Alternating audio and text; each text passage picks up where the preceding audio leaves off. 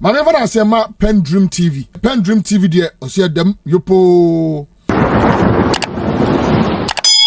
Sammy Gyamfi has finally responded to former Finance Minister Amin and the behavior of the minority in Parliament during the budget reading.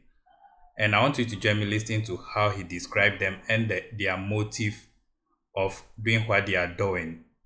Without much ado, I would like you to join me listening to what he said and how he described them during the budget reading. This station still remains PENDREAM TV, the only channel that brings you the best and latest updates in politics. If you are new here, please don't forget to subscribe to the channel, hit the notification bell, like and also share to other members to watch as well. Please do subscribe for more videos. Turn the notification bell on to keep you glued to the channel of any latest update that will be loaded onto the platform. Thank you. Your position as a communication officer of the party, right? Yes. Yes. How is that, juggling between those two positions that you hold now? Well, thank you very much for the opportunity. A very good morning to our cherished viewers across the globe. I am very used to multitasking.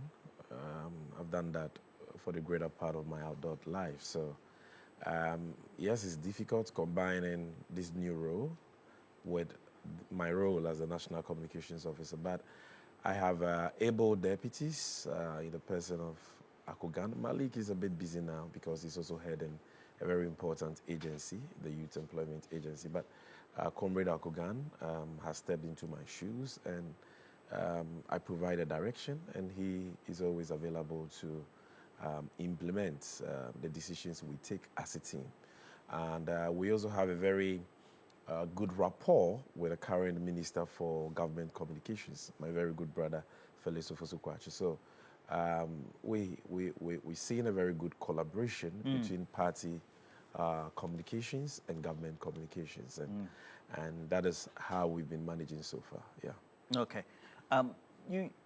The government of John Mahama and then Nana Jenopo-Kwajman is transitioning from a government that left us with a huge debt stock for which we had to restructure, and it became a point for communication for the party during the campaign.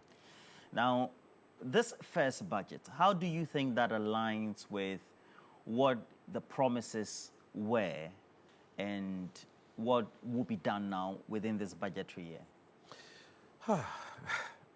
Roland, I have seen ministers of finance go to parliament every year to present budgets on behalf of the president. In my short adult life, I've seen several budget statements being presented to parliament. But the truth is one, I have never seen a budget respond to the needs and aspirations of the people. A budget respect the social contract between the government and the people. A budget resonates with the needs and the expectations of the people of Ghana, like the 2025 budget statement, the maiden budget of the NDC Mahama government has done. Look, this is the best budget I have ever seen by far. No wonder it has resonated with the good people of Ghana. Those in the lower, middle, upper class are all excited. It has inspired a great deal of hope in Ghanaians. People have realized that indeed the political class can be trusted. Indeed, they can continue to believe in the Ghana project. They can continue to believe in hope again. I made this point somewhere yesterday, that in the last 8 years under the Akufo-Addo Bawumia MPP government, one commodity that was very scarce was the commodity of trust in public leadership and hope. People lost hope in the political class. We saw unprecedented disillusionment in our young people. People gave up on Ghana. People ridiculed the political class. People lost interest in politics and elections. And I think that partly accounted for the low turnout we witnessed in the 2024 election. Because there were some who erroneously thought that all politicians are the same. They lie their way into office for power, only to flatter, to deceive on their promises. Politicians don't respect their social contract with the people. But yesterday, His Excellency John Dramani Mahama demonstrated that all politicians are not the same, and that there are still men of integrity in politics. And that today, you see, it matters when you know that you have a leader you can trust. You have a leader who has regard for you, who respects you, who cares about you, and who will keep his word. I think, for me, beyond the specific policies and measures contained in the budget that was presented to Parliament and by extension the nation yesterday, to me, that was the crux of the issue. Abain Papa Aba, hope is back. We now have leadership that we can trust, and that makes a lot of difference. Mr. Gyamfi, the former finance minister, the just immediate past finance minister, Dr. Amin Adam, describes the budget as a Sakawa budget, contrary to what really? you say. Yes, really? That's what he said. Sakawa budget? Yes, It's- that's the description. What's your response to that? Well, I wonder what his understanding of the word Sakawa is. Look, don't take these guys serious. They are completely dumbfounded by the details of this budget. They have been totally silenced. You see, but they just have to put up some theatrics to ginger their party base. Yesterday, I was sitting in the gallery. I saw some of their MPs. I saw the look on their faces. It was like, oh, no, your party in the big. Stephen Amoa stepped out even before Ato Forson concluded the delivery of the statement. And he didn't come back into the chamber. They could not believe that the NDC could introduce these far-reaching policies and fulfill 99.99, almost 100% of the promises contained in our 120-day social contract, including promises that we did not even make.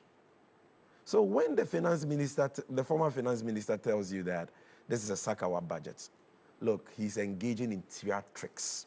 This is drama, cantata. He can't justify it. Is this Sakawa to promise to scrap the draconian 10% withholding tax on lottery winnings and actually fulfill that promise? That today, young people who have resorted to betting as a refuge because they don't have jobs can have some respite. Before they win one bet, they would have lost 10 or 20. Then they manage to win some 5,000 Ghana cedis. And then Bawumia comes and says, I'm taking 500 Ghana. They win 10,000 Ghana cedis, and Bawumia and Akufo-Addo come and say, we are taking 1,000 Ghana, 10 million. Today, John Mahama is saying that we are scrapping that tax. The bill for the repeal of that law will be laid in Parliament today. And we expect Parliament to expedite the processes towards its passage so that latest by the end of this week, every young person who wins the bet retains 100% of that money.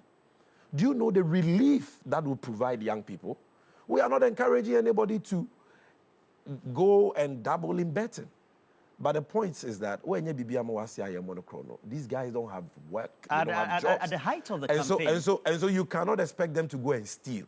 So if they succeed, bet is a game of chance. They succeed in winning something small from bets after losing so much. It is totally unacceptable for the government to say that, give me 10% of that. Now that would be a thing of the past. How is that Sakawa? And no doubt, at the height of the campaign, the removal of the betting tax was a campaign theme for both parties. Yeah. Now, if you, as a response, hear the former finance minister say that they never started implementation or even collection of the proceeds thereof, What will be your reaction, Sammy? Of course, those are the words of a liar. Those are the words of a liar. Either he set out to lie to the people of this country, or he was simply not on top of his work as finance minister. TV3, you forget about Sammy Gyamfi and what the NDC has to say on this matter. TV3 has fact-checked that claim. True of us. True of us. You fact-checked it. I've Yes, seen your we have. flyers. We have. You put out your verdict. What is your verdict? As far back as October 2023, the GRA commenced the collection of that tax. And I have checked with the finance ministry.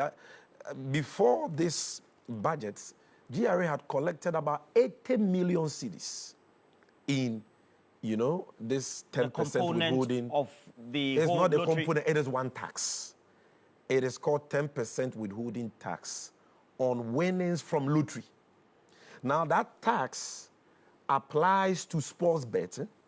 It also applies to national lottery, private lottery, and all that. They should say that, okay, they started implementing it on sports betting, but they did not commence the implementation on national and private, lotteries. Say that, and that will be correct. But don't say that you never collected the tax. So if you did not collect the tax, why was Bawumia promising to scrap the tax? When he was dancing off beat, you saw those videos. And when Dennis Miracles Abuaje was holding placards, we will scrap betting tax. What were they talking about? So the tax was not enforced. It was not being implemented. So what were they promising to scrap? You see, yes, they have been exposed. There is a video of Mr. Edward Jamra, who is the commissioner for the domestic tax division of the Ghana Revenue Authority. It is captured on video. The man is saying we started collecting these taxes in October of 2023. We got only 50 million. So we are going to put measures in place to ramp up the collections. John Mahama has scrapped it. Not just that. E-levy. A poor person goes to work, maybe some liberal work, or somebody works even in the formal sector, they earn salary. If they are paid that money through Momo, government deducts 1%.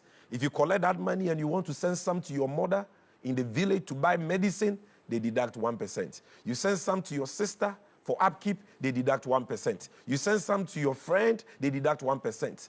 Government keeps deducting 1% from your money anytime you decide to do an electronic transfer, whether it's a mobile transaction or any form of electronic transfer.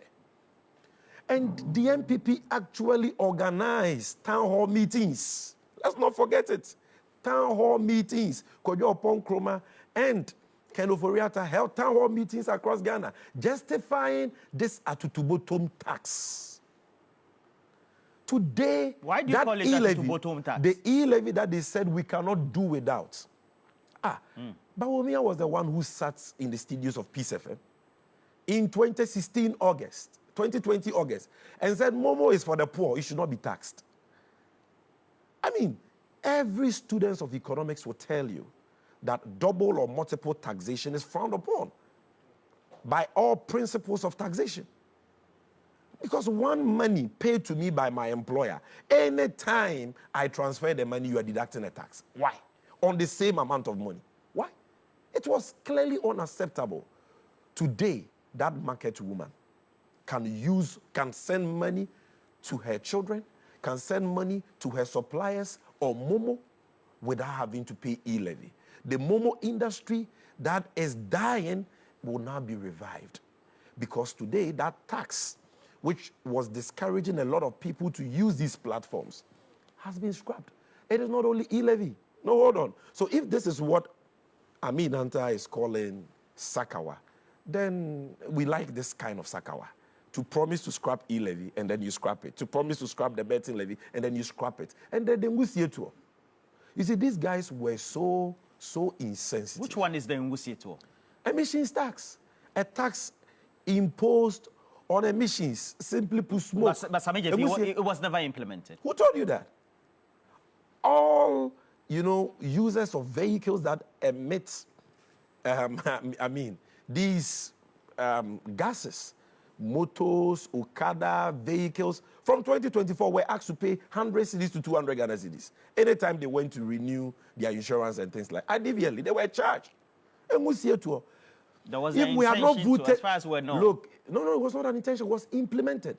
If we had not voted them out, these guys would have come to our houses. Those who still cook with coal-pots, I'm sure they would have levied us emissions tax to pay taxes on the smoke. But Sammy, that's too far-reaching. The principle was to tax emissions. Smoke, musi. That was the principle.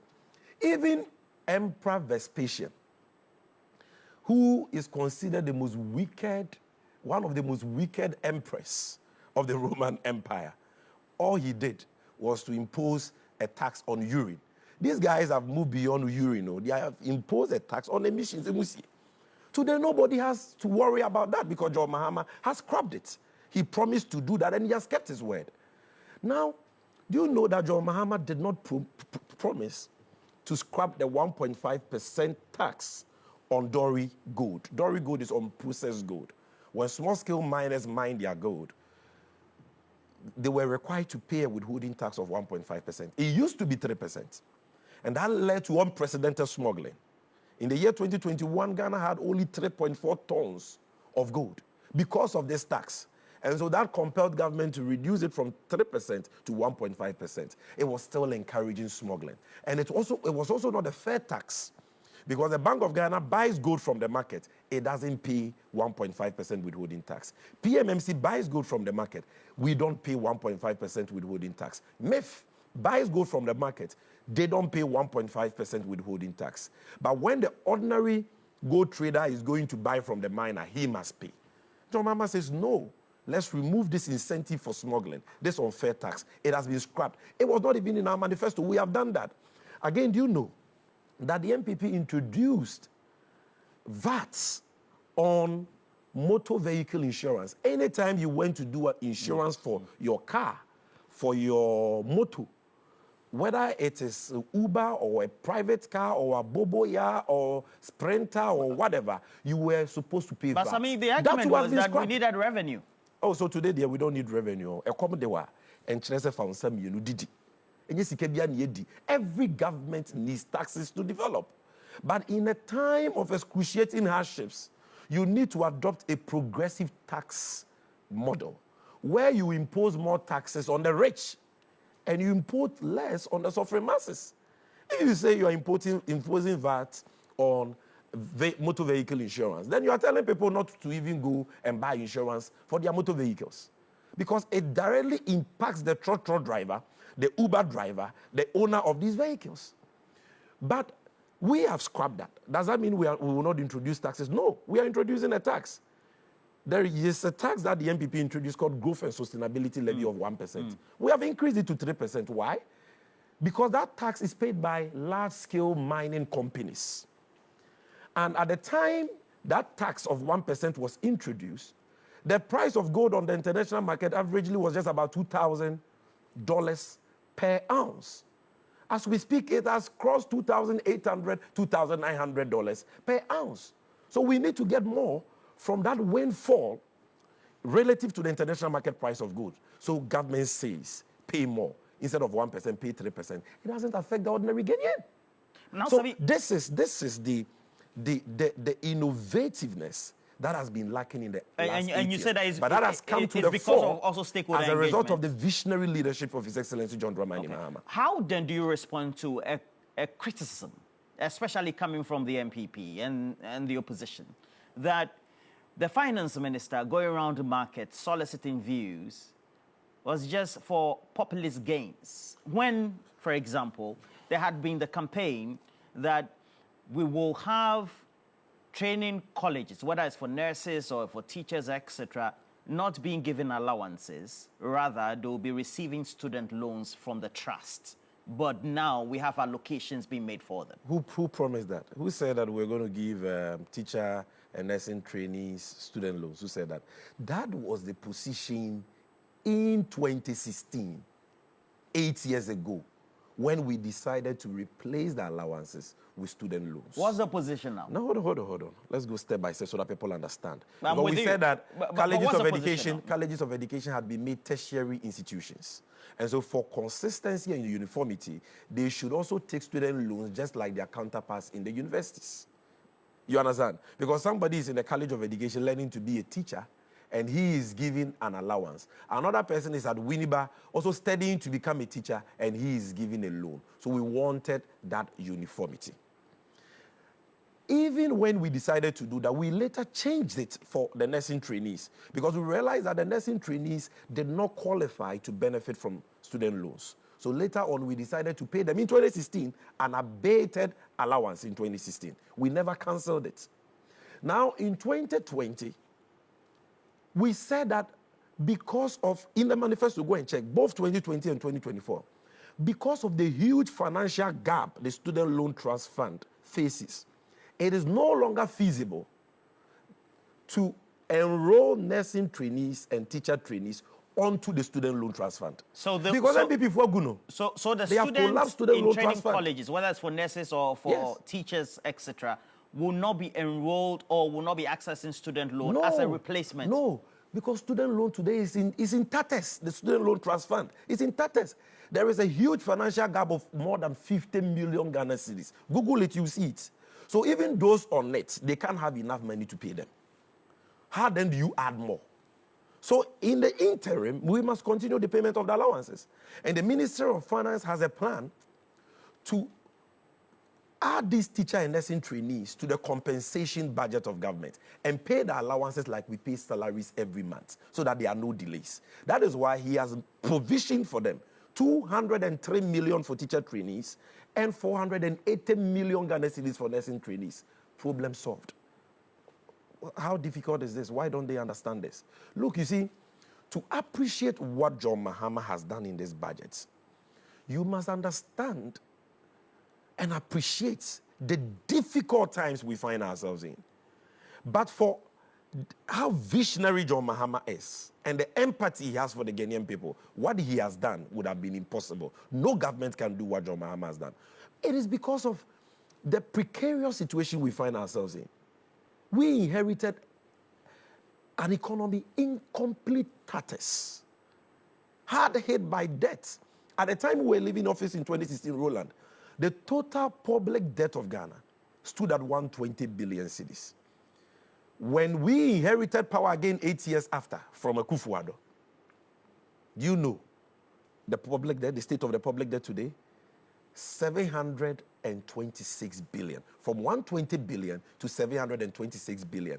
This is even after the draconian debt exchange program, which has deprived over 1.3 million Ghanaians of their hard-earned investments and coupons to the tune of 240 million. We still owe 726 billion. This year alone, the NDC Mahama government is called upon to pay 26 billion to domestic creditors. Domestically, Ghana for 26 billion. In February, we paid almost 10 billion. We've paid that already. In July, John Mahama and Ato Forsen will have to pay another 6.2 billion this year. In August, we have to pay another 10 billion. In total, 26.2 billion this year alone. Next year, 2027, we have to pay 57 billion Ghana cedis in domestic debt servicing.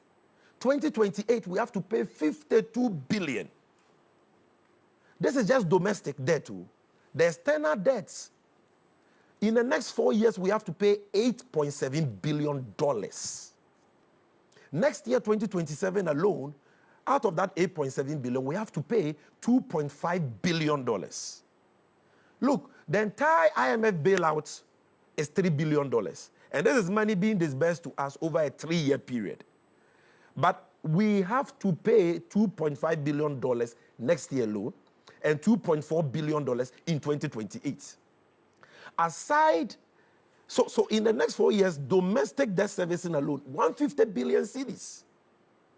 Yet, these guys left almost nothing in the sinking fund. When we were leaving office in 2016, we left 430 million cedis in the sinking fund for the repayment of debt. 430 million. You know how much they left us? 140 million cedis. We left $390 million in the sinking fund. They left $64,000. Roland. But apart from the debts, these guys have signed contracts. We call it government commitments. Contracts that they have signed that if the contractors render the services we need to pay for. So we call them commitments. To the tune of 194 billion cedis. The road sector alone constituting 105 billion. Look, from Nkrumah to John Mahama, our debt was 120 billion. Yet in 1 year, these guys have signed contracts to the tune of 194 billion. The argument will be that the economy is expanding and then infrastructure is needed. The economy is expanding well. That should be a very plausible question. You can't pay your debts. This is debt too. I've spoken about the debt alone. That we have had to do debt restructuring. This year we are paying 26 billion. Next year 57 billion. The following year 52 billion. Debts. Aside that, you have gone to commit the government to contracts that you didn't follow in some cases, you didn't follow the Public Financial Management Act. There were no commencement certificates, no budgetary provision. These contracts were not even in their own budget. They were awarding contracts like there is no tomorrow. Go and check ECG, what they have done. These guys were so wicked. They have ordered containers, bought things that ECG will not need in the next 10 years. ECG will not need in the next 10 years. Yet the expiry date for some of those things, 5 years. Sign contracts to the tune of 194 billion. Commitment alone. That is different from arrears. The commitment has to do with the contractual obligations we have, that if performed, we have to pay. The arrears are contracts that have already been rendered. And IPPs, interim payment certificates, IPCs, have been generated. So government has to pay. That is what we call arrears. That one is not even part of your debt. That one to 67.5 billion. Cedis, 67.5 billion. That figure of 67.5 billion does not include, listen to me carefully, the 32 billion owed by Cocoa Board. It doesn't include the 68 billion owed by ECG. It doesn't include the 5.7 billion owed by Road Fund. Cocoa Board alone, apart from bequeathing to us a debt of 32 billion cedis. Roland, are you listening to me? These guys went and securitized 330,000 tons of cocoa. For money, they took the money and chopped. They didn't supply the cocoa to the people they took the money from. So now Mahama has to go and get that 330,000 tons of cocoa and go and supply it. But Mr. Gyamfi, and because of that, hold on. It will mean that you need to undertake investigations to ascertain why. It's a fact. It's not in dispute. Okay. 300. Yes, may not be in dispute. It also means that processes would have to be undertaken to make sure that, well, if it's money taken, then at the end of the day, you go, issues with nobody grammar. obfuscates. The bottom line is that 330,000 metric tons of cocoa, they have taken the money for that, they have not supplied. So now, there should be processes we must for supply. prosecution. But you see, when they were taking the money, they took the money in 2023. At the time, cocoa prices were lower. Today, cocoa prices have gone up. So if we are using cocoa today, we want to use the cocoa of today to go and pay for that cocoa that they did not supply. This year alone, Cocoa Board will lose $495 million. Last year, Cocoa Board lost $840 million. The cocoa farmer is the one being impoverished. So look at all these challenges. And on top of this, 55 projects stalled because government cannot service those loans we are using to finance the 55 projects, including KJTR Market Phase 2, Kumasi Inner City projects. All these projects, Efia Kwanta Hospital, all these projects halted. And yet John Mahama says, I'm scrapping 5 taxes. John Mahama says, on top of the 5 taxes I'm scrapping, this year I am undertaking a review of VAT. A review of VAT. I will scrap 3% VAT flat rate. I will increase the VAT threshold so that small and micro businesses will not pay VAT in Ghana, so that they can have a respite and develop. John Mahama says, I am reviewing VAT so that COVID levy this year, I will scrap it. In spite of all these challenges. John Mahama says we need to invest in education. Our children are our future. Without them, Ghana is sunk. Yet this government, the MPP, introduced a new curriculum, new syllabus. For 6 years, they did not provide a full complement of textbooks for our children. John Mahama, in this budget, in spite of these challenges, has allocated 564 million cedis to buy textbooks for KG, children at KG, children in primary school, children in JHS. 564 million. Akufo-Addo would have used that for a so-called swimming pool for God, even though God has not swim. What are you mean the cathedral What and cathedral? the expenditure? That swimming pool, that manhole that they dug, is more than that money. We are using it to buy textbooks. Listen to me carefully. John Mahama says that is not all. Today, there are young people who cannot buy. They are menstruating, but they can't buy pass. Because you know the price of one sanitary pad today? 20, 30, 40 cedis, depending on the brand. How many parents can afford that every month for their children? So sometimes these young girls don't go to school because they cannot buy sanitary pad. A government of empathy, a government that believes in people, says we will not, John Mahama says I won't use the money to charter ultra luxury private jets and enjoy like somebody was doing with Sewa Bruni. I will use 292 million cedis to buy sanitary pads and distribute it to primary, JHS, and SHS female students for free. 292 million. For free. He is not done. He comes to secondary level. He says secondary education is greatly challenged at the moment. Free SHS is good, but the implementation has been shambolic. It is undermining quality. It has led to double track and all that. And one main problem that has led to that is because there is no dedicated source of funding. Free SHS now, today we pick oil money small, today we pick this money. He said, no, we promise a dedicated source of funding. And that is what we must do. He uncaps Get Fund, makes available 4.1 billion. Free SHS, how much do you need for 2025? Only 3.5 billion. So the 4.1 billion we have gotten through the uncapping of Get Fund is enough to take care of free SHS. We have 6 billion left out of the 4.1 billion. What will he do with that? He says there are persons with disability, persons who can see, persons who have one disability, one form of disability or the other. For these people, we must encourage them. So every person with disability, obi awedi them, sebi, be a woko university, nursing training, teacher training, polytechnic, technical university. John Mahama says go to school for free. From level 100 to level 400 or level 300. Go to school for free. I'm paying your school fees for you.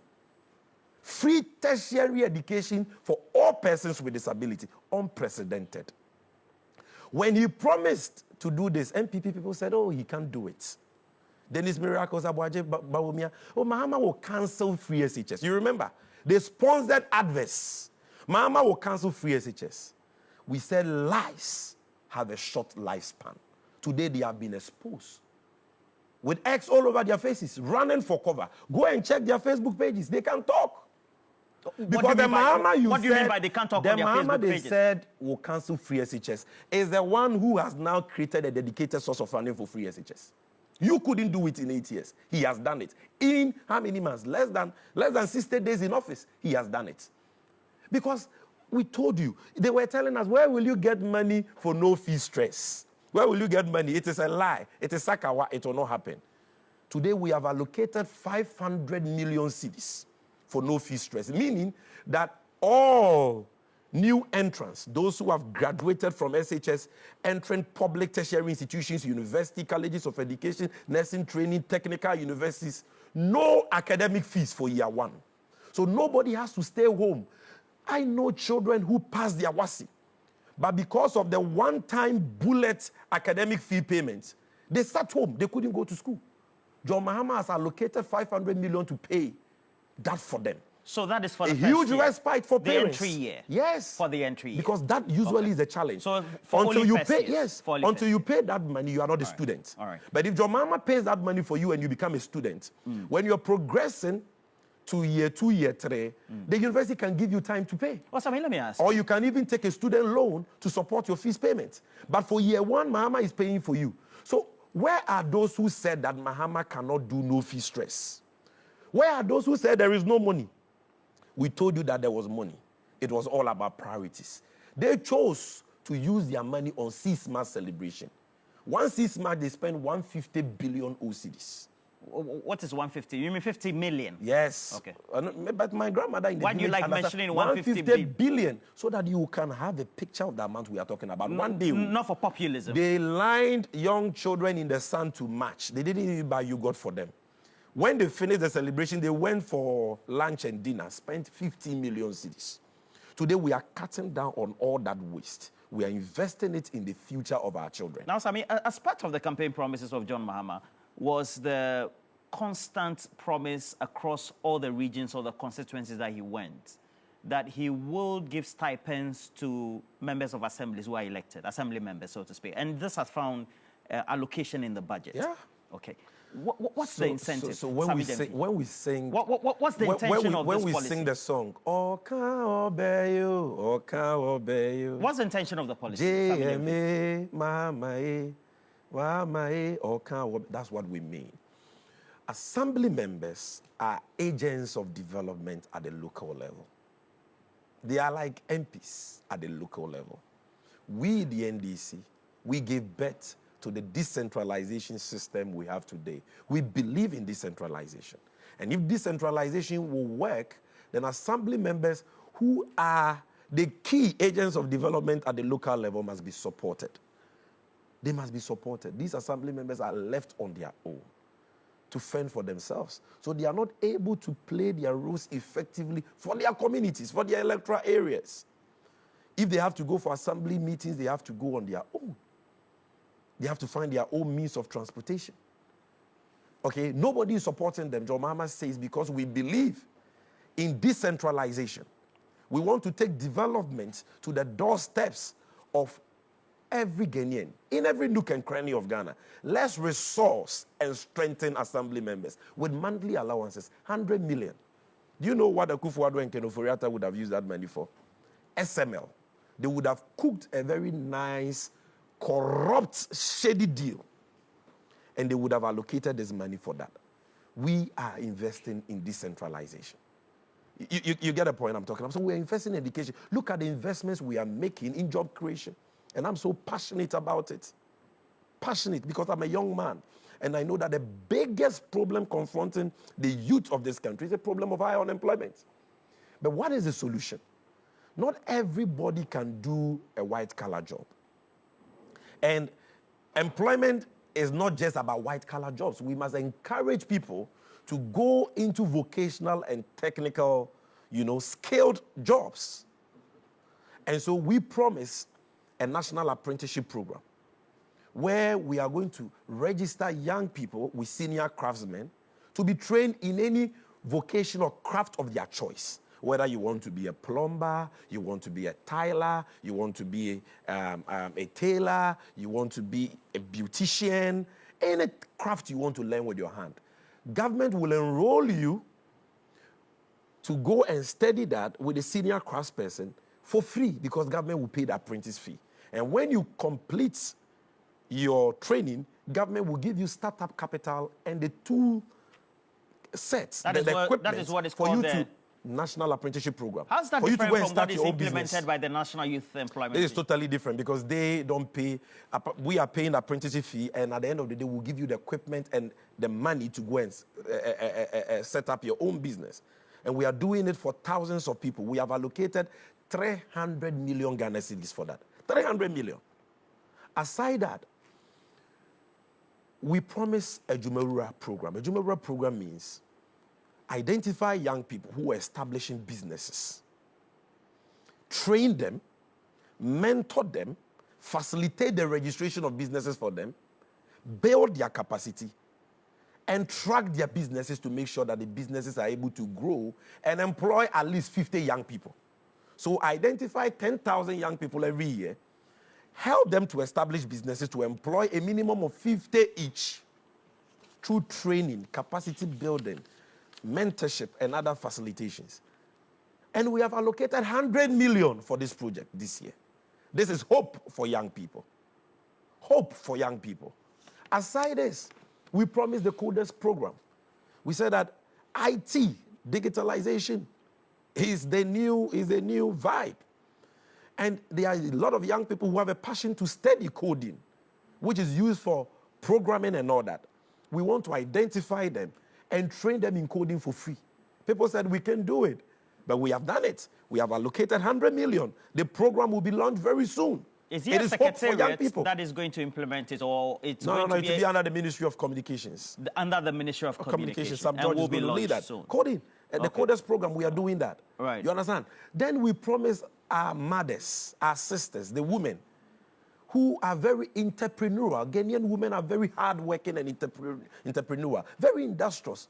But sometimes somebody needs just 5,000 cedis, 2,000 cedis to start a business. And there is no help. The formal banking system is not able to help them. And the financial institutions, indigenous financial institutions, which used to come to their aid, like Amoaben's UT, like UT Bank, like Kwame Nkrumah's Unibank and all that, have all been collapsed by Akufo-Addo and Bawumia. So we promise to set up a women's development bank for them. We have allocated seed money of 51 million. Yeah, I've seen For that. the women. All these will lead to sustainable job creation. Not the NABCO kind of The jobs. responsive, sustainable critical jobs. question that has been asked is, you go by the banking laws of our country, you need a capitalization of 400. I'm sure you've seen and also heard this over the last 16 hours. Don't even repeat it. Yeah, I'm repeating In the this. manifesto, we said the Women's Bank. We didn't say the Women's Bank. We didn't say. What's your response to that? Yeah, but Roland, we didn't say that the Women's Bank would be a commercial bank. We said it to be a special purpose bank. And which tier of the banking structure does it fall? The Minister for Finance and the Governor of the Bank of Ghana will determine that. The most important thing is that you have an institution providing soft loans to women to do business. And one or no. So it's not going to be a commercial bank? I mean, the nomenclature is not important. Whether it's a commercial bank or not, we have set up, for the first time... We have banking laws. Yes. And you're a lawyer, so you know that. So we have banking laws. But the banking laws are even going to be changed. Haven't you heard? No, I've heard that it hasn't been changed. We're talking about the minimum current capital regime. for a bank is so 400 I'm asking million. you, But I'm asking you, what's said, your direct response to the question that the banking laws of our country states clearly that you need the capitalization capped at 400. You have made an allocation of 51 million. Yeah. So how is that bank going to operate, and within which tier of the banking sector? There are three answers to that. Number one, the 51 million is seed money. That is not the minimum capital of the institution. It is seed money. So the institution can leverage other sources. We said government will provide seed money. But there are institutions that are interested in supporting women, like the MasterCard Foundation and the World Bank and all that. So that the bank can leverage these other sources to increase the amount, to form their capital. So when you see seed money of 51 million, it is not exhaustive. It doesn't mean that that will be the entire capital of the bank. That's number one. Number two, assuming that was even the case, I'm saying that not all banks are the same. We used to have a bank in this country called Women's Bank, owned by Esther Okulu, the National Women's Bank. It was called a bank, but it was not a bank in the books of the Bank of Ghana. It was called a bank, but it was savings and loans. So when we say the Women's Bank is a special purpose bank, that is what we are talking about. Okay. And then my third answer to you is that even that minimum capital requirement of 400 million is going to change, because we have said that we can have a 3-tier banking system. Not all banks require that minimum capital. Some institutions can be banks even with lesser capitals, like 100 million, 150 million, and all that. Actually, so we it have is totally a 3-tier premature. banking system. So it is totally premature to use a current commercial bank arrangement we have to say that, oh, we only allocated 51 million. The 51 million is not going to be the entire capital of the bank. It is only seed money. Okay. All right.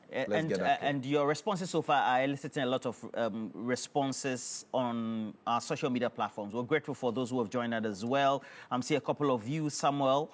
I see Pearl, Aflapwe Odweyemo. Good morning to you as well, and all of you. Prince, Nana Yao, etc. Now let's deal with some 2 or 3 questions before we wrap up. Now, the concern that has been raised by one of our viewers, Fortunately Klim, says that, well, it is well and good to be saying all these. If corporates or actions or missions have been noticed in state institutions, there should be appropriate punishment. And so when are you starting prosecution for the agencies where you have seen that actions or missions have been undertaken? Well, I know that at Cocoa Board there is an audit currently going on. Okay. The law enforcement agencies are doing their work. Yes, President Kufuor said one thing. Insution Fenipa. Nadia Fenipa. Insution. I see. When you see those rivers, are they warm? Are they hot?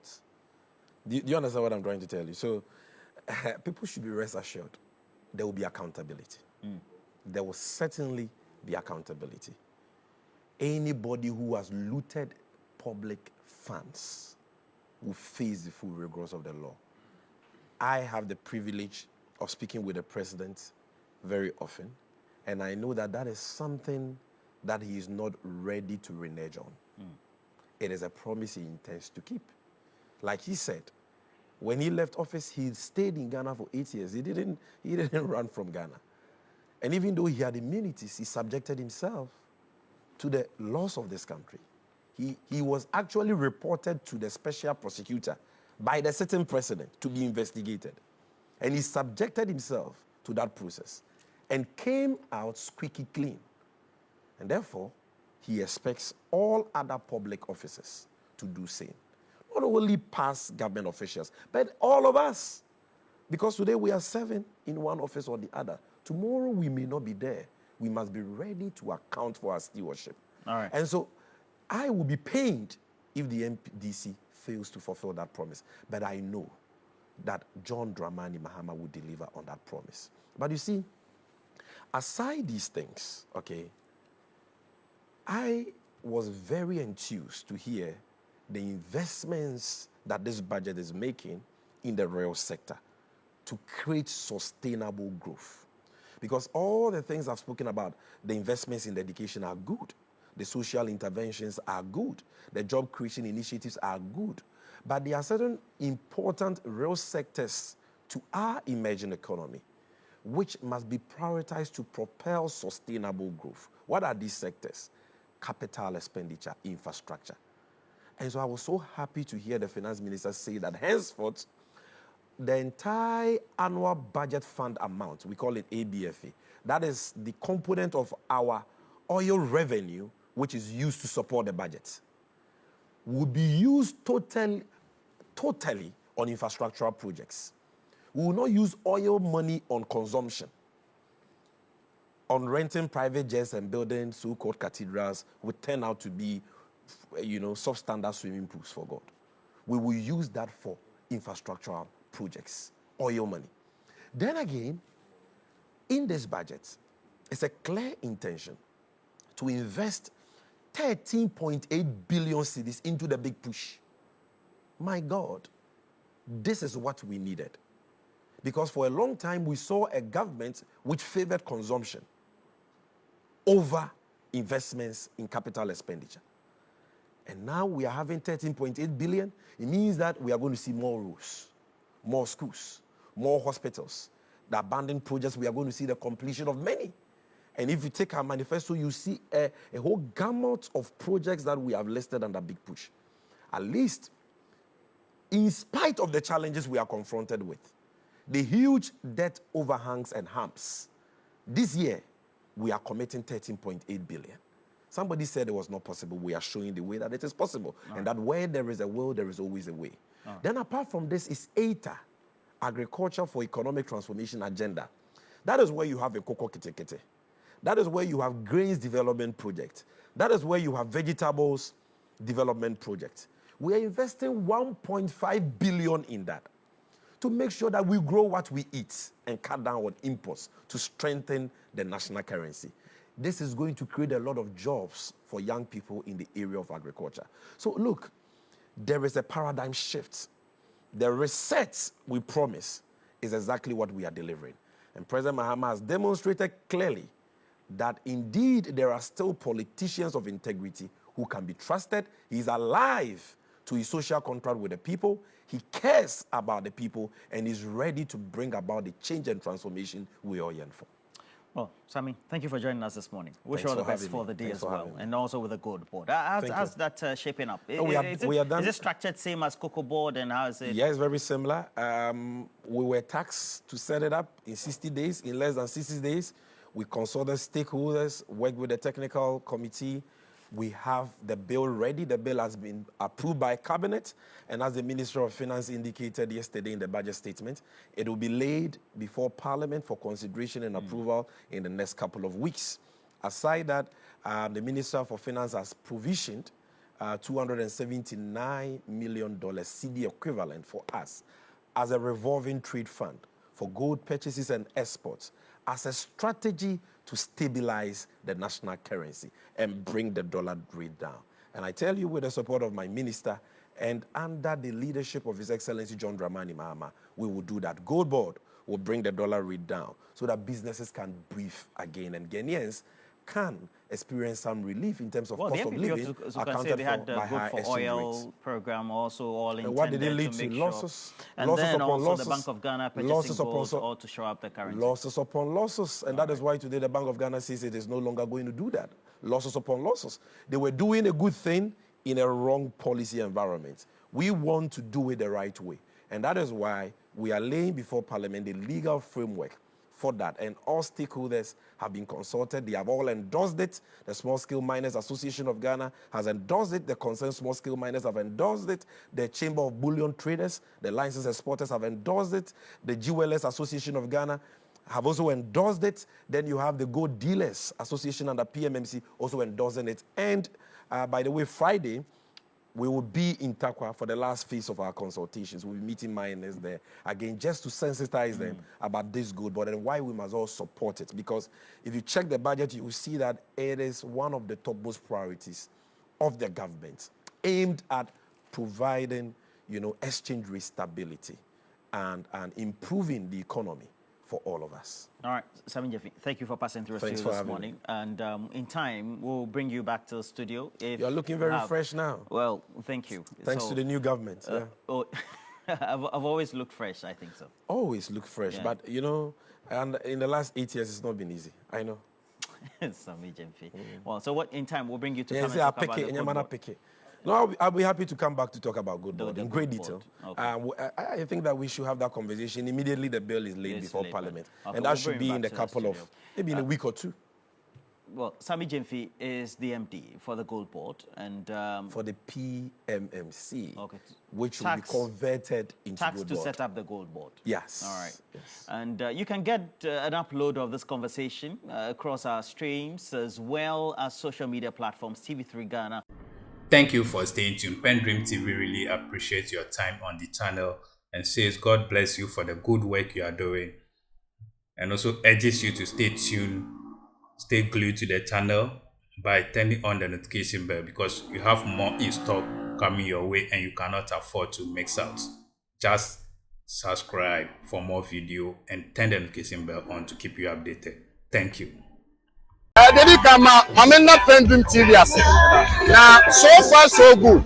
Say open online portal e wo Ghana. Nipa share, nipa follow, nipa comment here. To my best of knowledge, without any biases, PENDREAM TV.